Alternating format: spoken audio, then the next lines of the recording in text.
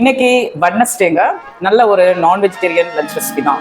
Form ஹவுஸ்ல இருந்தாலே எப்போதுமே நான்வெஜ் தான். ஏன்னா நம்ம பக்கத்துலயே கடல் இருக்கு. இங்க எஸ்டேல் அரிசியை வடிச்சு வச்சிருக்கோம். அதை எடுத்து தட்டில் சர்வ் பண்ணுவோம். காலையில நாங்க மேகி நூடுல்ஸ் தான் சாப்பிட்டேன். அதனால தான் நான் அதை ஷார்ட்ஸ்ல ஷேர் பண்ணல. இப்போ இதுக்கு சூப்பரான ஒரு மீன் குழம்பு சர்வ் பண்ண போறோம். நெருப்பு அடுப்புல தான் பாரம்பரிய முறையில நம்ம மண் சட்டியில வவ்வால் மீன் குழம்பு வச்சிருக்கோம். அதை நம்ம சாப்பாட்டில் சர்வ் பண்ணலாம். சூப்பரான வவ்வால் பீஸ் மீன்.